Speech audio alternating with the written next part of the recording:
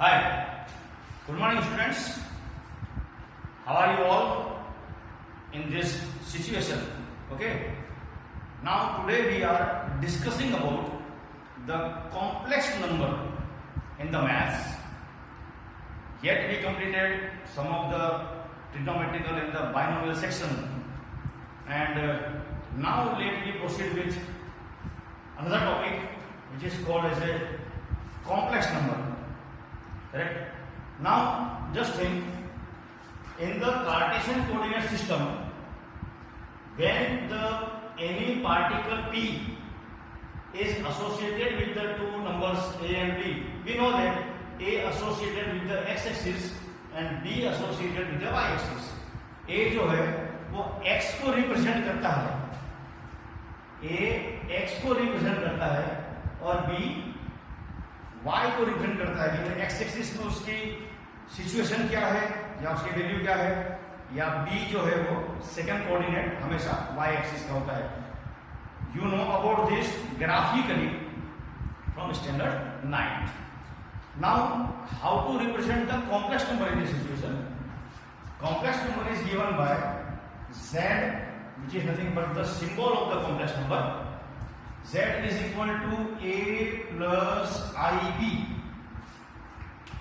where the a is nothing but x-axis value and b is nothing but the value of y-axis. A and B both are real numbers, and when we talk about this A, this is represented by x-axis, B with the y-axis, IB represent, that is the imaginary term. Imaginary term I represented by imaginary term of the complex number. But just think here that A और B दोनों के दोनों real number है, लेकिन IB y axis को means imaginary number को represent करता है। करेक्ट? अब यहां पर पूरा के पूरा कैलकुलेशन जो है वो समझने के लिए अलजेब्रिक मेथड है। Algebra means pure algebra, whole square, whole cube, rationalise करना, एलसीएम लेना, क्रॉस मल्टीप्लाई करना, उसको रिप्रेजेंट करता है। मतलब हमारा जो पहला टाइप का टॉपिक है वो इस टाइप से है कि हमें किसी भी सम को अलजेब्रिक मेथड में दिया हुआ हो तो हमें उसे स्टैंडर्ड फॉर्म में कन्वर्ट करना है। Now z equal to plus आएगी, then I write z bar, तो it can be written as a minus ib। हमें जो i के सामने जो साइन है उसे चेंज करना है, that is called as a z bar. Correct? So z equal to plus आएगी, हम उसको इस तरीके से लिख सकते थे a और b ग्राफिकली, और यहाँ पर इसका मतलब a माइनस बी ही है, जो हम लोग ग्राफ में सब्स्टिट्यूट करते हैं वैल्यू वही है और कुछ नहीं है। करेक्ट? एक सिंपल अलजेब्रिक कैलकुलेशन है, z बार a माइनस आएगी, और अगर मुझे z का मोड निकालना है तो now student you know very well that, जैसे हम लोगों ने फिजिक्स में स्केलर वेक्टर क्वांटिटी पढ़ा है कि किसी भी चीज का अगर मुझे मॉड्यूलस निकालना है तो मोड निकालने के लिए मुझे उसके रियल नंबर और इमेजिनरी नंबर का सेम स्क्वायर करना है instead of looking at the sign. मुझे साइन के बारे में देखना नहीं है। इसका मतलब कि z इक्वल टू होगा root of a square plus b square. Okay?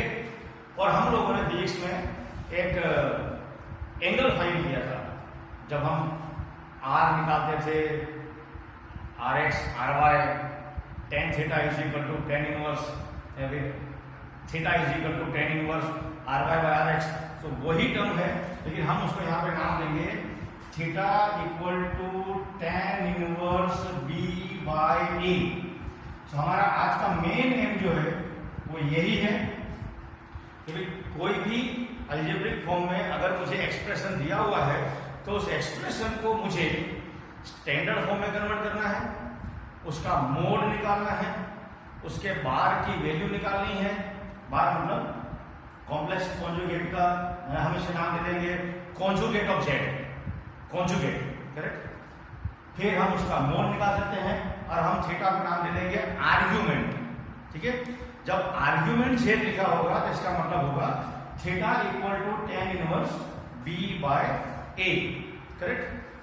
इतने थ्योरेटिकल के बाद स्टूडेंट एक सिंपल सा एग्जांपल हो जाए कि हम करना क्या चाहते हैं इस चैप्टर के अंदर। Okay guys, just that. ऐसे एग्जांपल ऐसे दिया हुआ है 1 plus i 2 minus i divided by 3 plus 2i। इसको मुझे स्टैंडर्ड फॉर्म में कन्वर्ट करना है। 1 plus i 2 minus i divided by 3 plus 2i, इसको मुझे कन्वर्ट करना है। अगर क्वेश्चन आएगा सर ये i इमेजिनरी टर्म जो है वो एक्चुअली है क्या, तो हम यहाँ पे रिप्रेजेंटेशन के रूप में याद रखेंगे कि भाई i की वैल्यू होती है रूट ऑफ -1 या simply i square equal to -1। i square की वैल्यू -1 लेकर के चलनी है। Correct. It is a complex imaginary part of the some.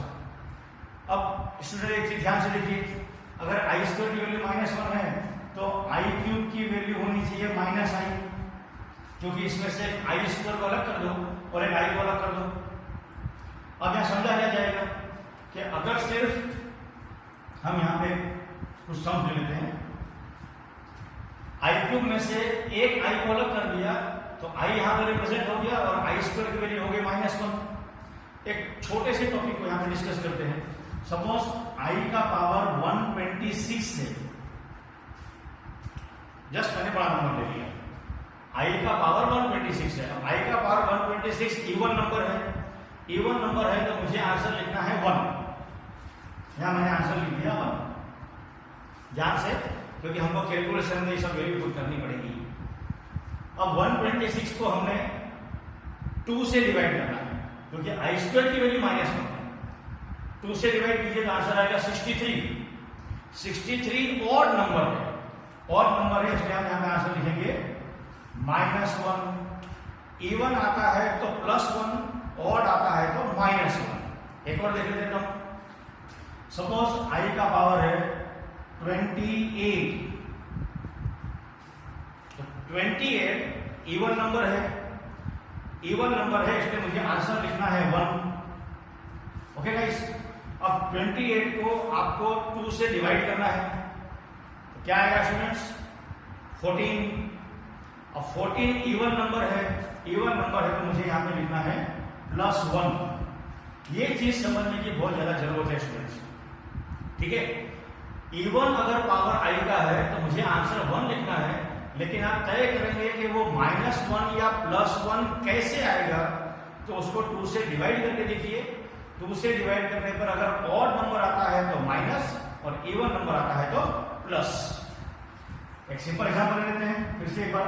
i का पावर सपोज लिखा है 27। अब i का पावर ऑड नंबर है तो मुझे यहां पर आंसर लिखना है i। i का पावर 27 ऑड नंबर है, ऑड नंबर में हमें i लिखना है। अब 27 में से एक i तो निकल गया तो बाकी कितने बचे, i का पावर 26 बचा। i का पावर 26 को 2 से डिवाइड कीजिए। 26 को 2 से डिवाइड करेंगे तो 13 आंसर आएगा। 13 ऑड नंबर है, ऑड नंबर का मतलब होगा -i। आप सुन रहे हैं क्या कह रहा हूं? डिवाइड 2 से करने पर अगर इवन बचता है तो प्लस और ऑड बचता है तो माइनस। पहले से इवन नंबर है तो हमें 1 लिख के छोड़ देना है, फिर हम तय करेंगे डिवाइड करने के बाद प्लस लिखना है या माइनस लिखना है। एक भी अलजेब्रिक मिस्टेक नहीं होनी चाहिए स्टूडेंट्स। अब मैंने यहाँ 27 लिखा तो 27 का लिखते मैंने i लिख दिया, क्योंकि ऑड पावर है, एक i अलग हो गया तो तुम्हारे पास i का पावर 26 बचा। i का पावर 26, अब 26 को 2 से डिवाइड किया तो 13 हुआ। 13 ऑड नंबर है इसलिए minus, odd minus even plus, ये यहां डाल दीजिएगा। ओके, जैसे एक और एग्जांपल ले लेते हैं इसमें। सपोज i का पावर मैं ले लेता हूं 37। i का पावर 37 ऑड नंबर है इसलिए मैं यहां पे पहले से i लिख दूंगा। 37 में से एक i निकल गया तो बचा 36। 36 को 2 से डिवाइड करें तो आएगा 18 इवन नंबर है इसीलिए आएगा प्लस आई। करेक्ट स्टूडेंट्स, ये चीज बहुत ज्यादा समझने की जरूरत है जब हम लोग प्योर अलजेब्रा मैथमेटिकली सॉल्व करते हैं तब। अंडरस्टूड? इवन 2 से डिवाइड करने पर प्लस और ऑड अगर आता है तो माइनस। पहले से ही अगर आई का पावर इवन है तो 1 और आई का पावर अगर ऑड है तो आई। ओके, देन 2 से डिवाइड करने पर आपका इवन बचा या ऑड बचा वो आपको देख करके साइन चेंज करनी है, क्योंकि हम इतने सारे पावर यहाँ पे सॉल्व नहीं कर सकते। अब एक सिंपल एग्जांपल देख लेते हैं। अगर कोई एक्सप्रेशन इस फॉर्म में दिया है और मुझे उसे a plus i b standard form में कन्वर्ट करना है। स्टैंडर्ड फॉर्म में कन्वर्ट करने के लिए नेचुरली मुझे इसको पूरा सॉल्व करना पड़ेगा। मैं यहाँ सबसे पहले ब्रैकेट सोल्व कर देता हूँ। 1 प्लस आई का 2 माइनस आई। अब ये नहीं कहना है स्टूडेंट कि हमें ब्रैकेट सोल्व करना नहीं आता, हम line wise simply bracket solve करते हैं। 1 इंटू 2 2, 1 इंटू आई माइनस आई, 2 इंटू आई 2i और ये minus I square divided by 3 plus 2i। पहली स्टेप हमने ब्रैकेट सोल्व किया जो हम लोअर क्लास में सोल्व करते थे। 1 into 2, 1 into minus I into 2 and I into minus I square. अब स्टूडेंट आई स्क्वायर की वैल्यू कितनी है? -1 है, तो -1 यहाँ सब्स्टिट्यूट कर देते हैं तो 2 minus I plus 2i minus -1 divided by 3 plus 2i। अब यहाँ देखिए कैलकुलेशन, नेचुरली हम लाइक टर्म को प्लस माइनस करते हैं, विदाउट आई वाले टर्म और विथ आई वाले टर्म को सेपरेट करो। सो 2 minus minus plus that is 3 और 2i में से आई गया तो plus I divided by 3 plus 2i। Okay, 2 plus 1 3, 2i minus I divided by 3 plus 2i। अब स्टैंडर्ड फॉर्म का मतलब सिर्फ न्यूमरेटर में a प्लस आई भी आना चाहिए स्टूडेंट्स। मुझे यहाँ 3 प्लस 2i डिनोमिनेटर नहीं चाहिए। अब आपको याद होगा कि आप सर्ट्स सोल्व करते थे। सर्ट्स डिनोमिनेटर में कोई भी अगर साइन अगर सर्ट्स के फॉर्म में हो तो हम साइन चेंज करके ऊपर नीचे इनटू डिवाइड करते थे। अभी याद रखिए, यहाँ पे मैं करूंगा 3 माइनस 2i 3 माइनस 2i। हमें याद ये रखना है कि हमें सिर्फ i के सामने की साइन चेंज करनी है। डिनोमिनेटर में अगर i नहीं है तो उसकी साइन चेंज नहीं करनी है, हम ऐसे ही उसे लिख सकते हैं क्योंकि डिनोमिनेटर i तो है ही नहीं। नीचे अगर समझ लो इस तरीके से 3 प्लस 2 आया तो 2i के सामने की साइन कौन सी है? प्लस, तो मुझे क्या लिखनी है? माइनस। हम फिर से एक बार ब्रैकेट सोल्व करेंगे। 3 plus I 3 minus 2i, 3 plus I 3 minus 2i divided by 3 plus 2i 3 minus 2i, 3 plus 2i 3 minus 2i। अब यहां पे देखिए फिर से हमें ब्रैकेट सोल्व करना है ऊपर। 3 3 जा 9 माइनस 3 2 जा 6i प्लस 3i और minus 2i square divided by, ये हमने क्यों किया? क्योंकि हमें पता है कि नीचे a plus b a minus b का फॉर्मूला बनेगा a square minus b square, a square 3 square minus 2i square. Naturally नीचे से i हटेगा और वही हमारा मेन एम है। यहाँ पे 2i का square 9 minus 6i plus 3i minus 2 into minus 1, आई स्क्वायर की वैल्यू स्टूडेंट -1 है। ओके, सो 3 3 जा 9। अब यहाँ पे देख रहे हैं आप ये प्लस हो जाएगा स्टूडेंट। क्यों प्लस हो जाएगा? 3 स्क्वायर 9 और आई स्क्वायर की वैल्यू होती है -1 और ये ऑलरेडी माइनस यहाँ पर है तो 3 प्लस 4। ओके, मतलब यहाँ पे 9 प्लस 4 हो जाएगा। अब यहाँ पे बचा 9 plus 2 11 minus 3i divided by 13। अब यहाँ देख सकते हैं स्टूडेंट कि मेरे पास आंसर बचा 11/13 minus 3i/13। This is what I call the standard form of the equation. जो भी हमारा एक्सप्रेशन था वो a plus b i form में कन्वर्ट हो गया है, जिसमें a की वैल्यू है 11/13 और b की वैल्यू है -3/13। सो अब ये नहीं कह सकते हम लोग किसी भी तरीके से अलजेब्रिक मेथड से bracket solving, whole square, whole cube, LCM, cross multiply कुछ भी करें, हमें सॉल्व करके सम को स्टैंडर्ड फॉर्म में लेकर के आना है स्टूडेंट्स। करेक्ट। ए और बी की वैल्यू मुझे मिली 11/13 है -3/13।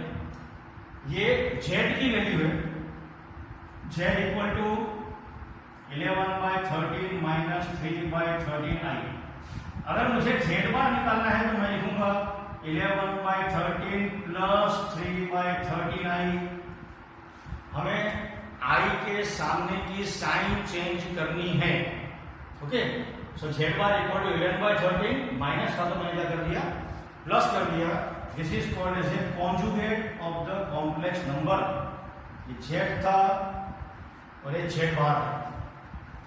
सपोज अगर मुझे मोड जेड की वैल्यू अगर निकालनी है, so mod z is equal to root of a square plus b square.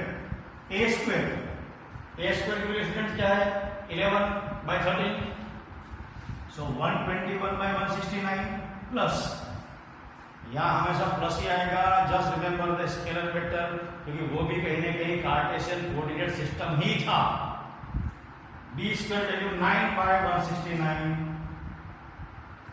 सो 169 वैसे भी कॉमन निकल के नीचे 13 हो जाएगा और 121 + 9 इज 130। सो यहाँ पे आंसर आएगा mod z is equal to 10। 121 + 9 130 divided by 13। So यहाँ पे मोड जेड की वैल्यू मुझे 10 मिलेगी। और आर्ग्यूमेंट जेड, जहां कहीं हम थीटा लिखते हैं, एक्चुअली कॉम्प्लेक्स नंबर में उसे आर्ग्यूमेंट जेड लिखते हैं। Argument z is equal to tan inverse b by a। So it is a tan inverse b। What is the value of b? -3/13। And what is the value of a? 11/13। 13 is cancelled, so it is a tan inverse, or simply I write theta is equal to tan inverse -3/11। Okay guys, तो आप देख सकते हैं no logic, only proper calculation of algebra convert any expression in the form of a standard complex number. Then you can, after getting the standard value, आप z bar निकाल सकते हो, आप मोड जेड निकाल सकते हो, आप आर्ग्यूमेंट जेड मतलब के थीटा की वैल्यू फाइंड कर सकते हो। Just a minute.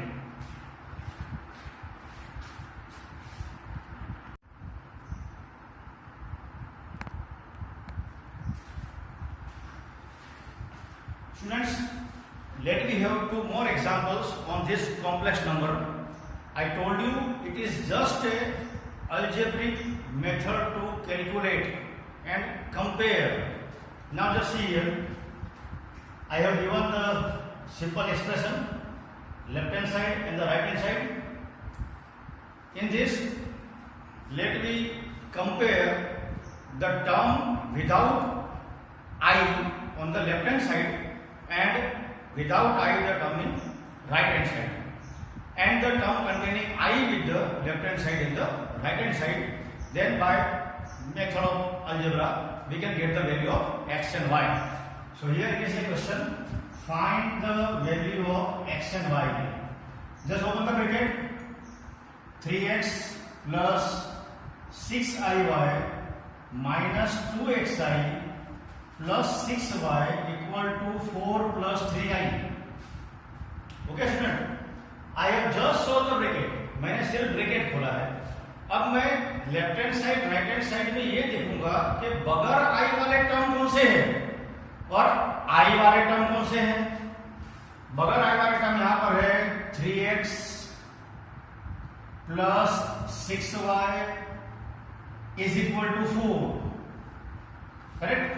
3x में आई नहीं है, 6y में आई नहीं है और यहां पर 4 है। देन दोनों बाजू left hand side right hand side में आई के टर्म कौन से हैं, लेकिन हमें आई लिखना नहीं है क्योंकि हम आई के कोएफिशिएंट्स को कंपेयर कर रहे हैं। यहाँ पर बगैर आई का टर्म है -2x, यहाँ पर है +6y और इज इक्वल टू है 3, जबकि यहाँ तीनों में आई था, लेकिन नेचुरली आई यहाँ दोनों से कैंसिल हो जाएगा। अभी आपको पता चल रहा होगा कि जस्ट एक सिंपल कैलकुलेशन है और कुछ नहीं। अब हम इन दोनों इक्वेशन को easily by method of elimination से आंसर निकाल सकते हैं। 3x + 6y = 4, -2x + 6y = 3, plus minus 6y is cancel, 5x = 1, so x is equal to 1/5। Okay student, हम x is equal to 1/5 यहाँ पे पुट कर देते हैं, तो हमें आंसर मिलेगा 3 1/5 + 6y is equal to 4। Generally हमारी हैबिट होती है equation number 1, equation number 2 and we are writing put in 1। So it is 6y = 4 - 3/5, 3/5 इस तरफ जाएगा। 6y = 20 - 3, 17/5, so y is equal to 17 divided by 30। Okay, 20 - 3, 17, 17/5, 6 goes to divide। तो ये भी एक प्योर अलजेब्रिक मेथड है कि हम जब भी किसी कॉम्प्लेक्स नंबर के सम को सॉल्व करेंगे तो लेफ्ट हैंड साइड में और राइट हैंड साइड में विदाउट आई और विथ आई वाले टर्म के कोएफिशिएंट्स को कंपेयर करेंगे, जिससे हमें दो सेपरेट इक्वेशन मिल सकते हैं और हम आंसर निकाल सकते हैं। ओके स्टूडेंट, ऐसे ही एक सिंपल एग्जांपल और ले लिया है। यहां पर x + iy है और यहां पर नेचुरली एलसीएम दिख रहा है, मैं एलसीएम लेके ट्राई करता हूं। Suppose now this is LCM लेने पर आएगा 1 - i 1 + i, इसका यहां मल्टीप्लाई होगा और इसका यहां मल्टीप्लाई होगा, so 1 + i whole square 1 - i whole square = x + iy। Correct. Denominator में आप देख रहे हैं a - b, a + b, so a² - b², ऊपर a² + 2ib + b² + a² - 2ab + b² = x + iy। मैंने सिर्फ एलसीएम लिया है और क्रॉस मल्टीप्लाई किया है। अब लेफ्ट हैंड साइड में विथ आई विदाउट आई के टर्म कितने बचते हैं हम देख लेते हैं एक बार। So you can see that this 2i is cancelled, correct. 1 - 1, i² की वैल्यू -1, अगेन 1, i² की value -1, so divided by this is 1 + 1 2 = x + iy। हमने a + b whole square solve किया, a² + 2ab + b², a² - 2ab + b², so 2i is cancelled, 1 - 1 1 and -1, so ऊपर total बच रहा है 0। अब इसका मीनिंग स्टूडेंट ये हुआ 0 = x + iy। आप कहेंगे इसको रिप्रेजेंट कैसे करना है? This is 0 means it is 0 + 0i = x + iy, means x = 0 and y = 0, दोनों के लिए 0 है, क्योंकि रियल नंबर x यहां पर 0 है और 0 है तो 0i होगा, सो 0 + 0i, x = 0, y = 0, so finally x² + y² can be written as a 0 in this expression। ऐसा कोई भी एग्जांपल हो सकता है जिसे आप एलसीएम लीजिए, क्रॉस मल्टीप्लाई करिए, left hand side right hand side में x और y के कोएफिशिएंट को रियल और इमेजिनरी टर्म से कंपेयर कीजिए तो आपको x और y की वैल्यू इजीली मिल जाएगी, correct. Just minute,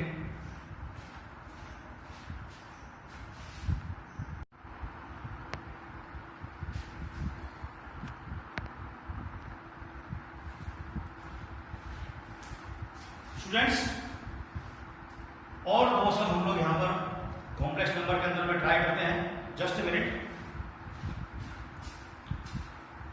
multiplicative inverse of 3 + 2i। Multiplicative inverse means हमें जो भी कॉम्प्लेक्स नंबर स्टैंडर्ड फॉर्म में दिया हुआ है उसे डिनोमिनेटर में लिख करके रेशनलाइज करके सॉल्व करना है कि मल्टीप्लिकेटिव इनवर्स क्या होगा और उसका भी फॉर्मूला। सपोज यहाँ पे दिया हुआ है z = 3 + 2i, So multiplicative inverse can be written as a 1 divided by 3 plus 2y. आप उसको लिख दीजिए डिनोमिनेटर में, means 1 by z. You know very well what is multiplicative inverse. तो 3 का multiplicative inverse 1 by 3 होता है, करेक्ट.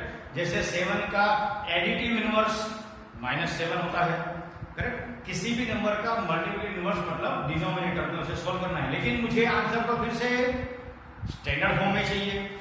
सो यहां पर मैं करूंगा rationalise 3 minus 2y 3 minus 2y. Natural student यहां ऊपर बचा 3 minus 2y और नीचे बचेगा a plus b a minus b. So a square minus b square 3 minus 2y divided by 9 plus 4. अब आपको पता है स्टूडेंट 9 plus 4 क्यों लिख रहा हूं, i square की वैल्यू -1 और यहां पर माइनस साइन है. सो 9 plus 4. सो ये यहां बचेगा 3 minus 2y divided by 13. So standard form 3 by 13 minus 2 by 13i. Okay students, this is the multiplicative inverse of this. Actually इसका स्टैंडर्ड फॉर्मूला भी लिखने के लिए कि जो भी हम यहां पर नंबर लिख रहे हैं, तो multiplicative inverse can be written as a divided by a square plus b square, comma b minus b divided by a square plus b square. ये शायद आपको टेक्स्ट बुक में फॉर्मूला ना भी दिखे, भले ब्रैकेट में लिखा है, ब्रैकेट लाइन यहाँ पे i आने वाला ही है क्योंकि y axis always written by i. So a divided by a square plus b square, that is 13, comma that is minus b divided by a square plus b square, b divided by a square plus b square. Okay, ये just आपको formula बताने के लिए, लेकिन हमको multiple inverse ऐसे solve करना है. अब देखिए स्टूडेंट, सिर्फ मल्टीपल इनवर्स निकालना हो और expression multiply divide whole square LCM form में दिया हो, तो सबसे पहले मुझे सम को स्टैंडर्ड फॉर्म में कन्वर्ट करना पड़ेगा. जब आपके पास a प्लस आई भी आ जाए, फिर आप उसका इनवर्स वहां से फाइंड कर सकते हैं. एक और सम लेते हैं जो इस टॉपिक के अंदर में है. Convert any z in the polar form. Polar form का मतलब स्टूडेंट यहां पर है ट्रिग्नोमेट्रिकल पॉइंट ऑफ व्यू से जाना है, करेक्ट. मैं पोलर फॉर्म लिखता हूं, लेकिन हमें सॉल्व करने का तरीका क्या लिखना है. Here z is equal to 1 plus √3i. अगर हम इसको कंपेयर करें z equal to a plus bi से, तो a की वैल्यू है 1 एंड b की वैल्यू है √3. ओके गाइस, कहीं ना कहीं ये ट्रिग्नोमेट्रिकल पॉइंट्स हमको मैच करेगा. a equal to 1 and b equal to √3. हमें निकालना है r is equal to root of a square plus b square. Student कहीं ना कहीं ये r सर्कल का रेडियस है, जो कोऑर्डिनेट सिस्टम के अंदर जब हम यूनिट सर्कल बनाते हैं तब x axis represented by cos theta and y axis represented by sin theta, and you know that sin square plus cos square is equal to 1 और 1 यूनिट रेडियस r था. So r equal to we are writing a square plus b square. So r is equal to this is 1 plus 3, that is r is equal to 4 और हमें मेरा answer मिलेगा r is equal to 2. तो सबसे पहले हमें ये देखना है कि a और b की वैल्यू कितनी है और r की वैल्यू कितनी है. ये भी अगर स्टैंडर्ड फॉर्म में नहीं है, तो पहले आपको मेहनत करके सम को स्टैंडर्ड फॉर्म में कन्वर्ट करना है. ये बार बार बोलूंगा, जो हमारा पहला सम था, स्टैंडर्ड फॉर्म में सम करने के बाद ही हम बाकी के टॉपिक्स को अप्लाई कर सकते हैं. r equal to 2. Now here we write r और a is equal to r cos theta and b equal to r sin theta. A represent cos theta because x axis represent a, x axis represent cos theta. B represent y axis, sin theta represent y axis. So now here cos theta is equal to a by r means it is 1 by 2, and sin theta here it convert into b by r that is √3 by 2. अब maths students आपको पता है sign और cos positive negative कहां पर होते हैं. मैंने पहले कहा था ट्रिग्नोमेट्री का बेस बहुत इंपॉर्टेंट है इस क्वेश्चन के लिए. कॉस भी पॉजिटिव है और साइन भी पॉजिटिव है. कॉस और साइन दोनों पॉजिटिव फर्स्ट क्वाड्रेंट में होते हैं। तो फर्स्ट क्वाड्रेंट में किसकी वैल्यू, कॉस की वैल्यू 1/2 और साइन की वैल्यू √3/2 है। So here I can get theta is equal to pi by sine 60 की वैल्यू √3/2 होती है, कॉस 60 की वैल्यू 1/2 होती है। अब cos 60 का मतलब हुआ π/3, तो मुझे यहाँ पे वैल्यू मिली थीटा इज इक्वल टू π/3। तो हमें ये निकालना है स्टैंडर्ड फॉर्म में। सम कन्वर्ट करने के बाद a और b देखिए, r निकालिए, r को यहाँ सब्स्टिट्यूट करके देखिए कि थीटा की वैल्यू कौन सी आई, परफेक्ट आएगी, करेक्ट। अब polar form is equal to r cos theta plus i sin theta में हमें सिर्फ वैल्यू पुट करनी है। r what is r, 2 cos π/3 plus i sin π/3। So polar form का मतलब यहां पर स्टूडेंट्स इतना ही है। a भी ढूंढिए, r ढूंढिए, cos थीटा sin थीटा से कंपेयर करके देखिए किस क्वाड्रेंट में है, पॉजिटिव है, निगेटिव है, एंगल कौन सा आएगा, एंगल कोई भी एक ही आएगा। Then only write the formula of polar form and substitute the value of theta. आप यहाँ पे थीटा पुट करने के बाद देखिएगा आपको यही आंसर मिलेगा। r की वैल्यू 2 है, 1/2 प्लस i sin √3/2 होता है, तो 2 यहाँ से कैंसिल हो गया, फिर से क्वेश्चन जहां था वहीं आ गया। So this is a simplest form of the complex number where we are solving only algebraic method. Okay guys,